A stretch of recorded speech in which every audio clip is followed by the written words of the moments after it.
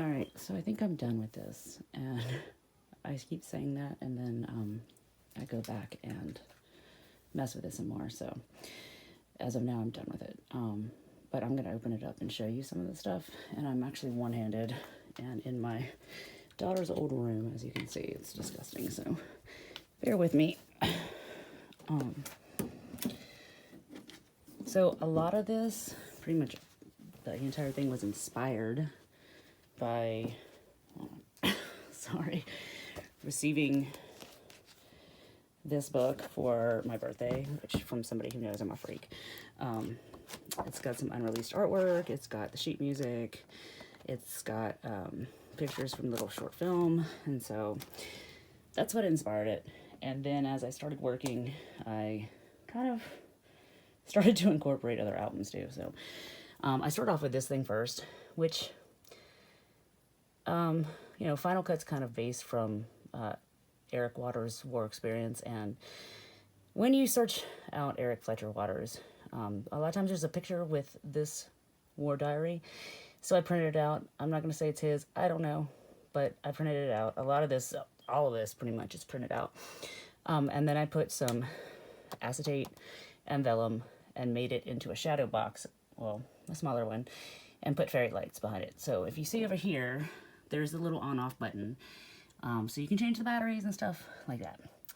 There are a couple things that are authentic in here that have been Velcroed in, and then anything that's attached to them is with masking tape so that it can be removed. One is the vinyl, the selections for the Final Cut. I do have the Final Cut on vinyl as well, but it's at my mom's, and there's really not enough room. But the vinyl's still in there, so that whole thing is Velcroed in. These pictures are just photocopies and sewn, and there's little snippets of World War II love letters added to them. And then I have this guy, the school teacher. He's still hanging, and that's not very pretty, but I haven't cut him off yet. I might cover him up, but you won't really see that unless you're opening it up. Down here is the little basic black and white icons of every album, and then I turned the flower animation, where am I here, from the wall into kind of like a waterfall thing, so you can actually see that.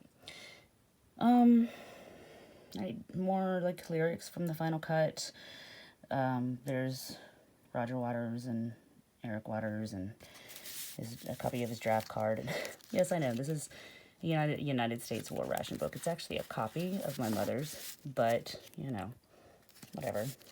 I won't pay too much attention to that. Uh-oh, something fell. So this right here is just a little vintage pencil sharpener. And I found it under my bed. I'd ordered a bunch of them for something else, so I thought it worked in there. So over here we have the schoolmaster again. I've cut him out, and behind him is an Artwave file of Shine On You Crazy Diamond, and he is kind of 3D-ish.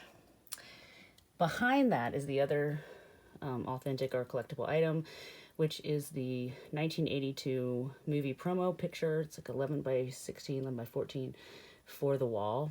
And it's also Velcroed in, but I've also left it in its plastic so that anything it's also, masking taped. It's not going to damage it, but it's also in its plastic. That's a Pink Floyd concert ticket I ordered from Etsy. Now, it looks authentic. I think it's a replica. It doesn't matter. It didn't claim to be authentic, but it looks really damn good, so whatever. You got Mother up there. I've cut her out. And she's sitting in front of a very funny quote from an article that David Gilmour made about the Final Cut and how much he really didn't like it. This is also a pin, or I guess, one of those things we wore in the 80s. And I can tell that that's pretty legit because it is rusted as hell. So then we also have some little books. It's already tied up. I'm not going to untie it because it just has some random pictures in it. It's magnetized in. And then we have this one that's also tied up. And this has some lyrics to the wall that are like that. So whatever I had left, I just put on the pages of that. And then this one that I've just now stuck on that obviously doesn't want to stay. Yeah, see? The magnet's still stuck to the back. We'll fix it. This is kind of the coolest one. The cover of it, if I can get it off. All right, magnet.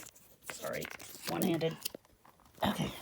The cover of it, to me, if I had it there, were just too many mouths. So I covered it with the original Another Brick in the Wall lyrics, which are slightly different. But inside is the whole, like, story of how Gerald Scarfe created the illustrations for the wall, which is kind of neat. So that one's kind of cool. Apparently I'm just very antsy and can't wait for it to dry before I do this. So I don't think there's anything really that neat to show. A lot of this I printed out, made copies, sewed, distressed, glazed, and I think I'm done. I think. Anyway, thanks for watching.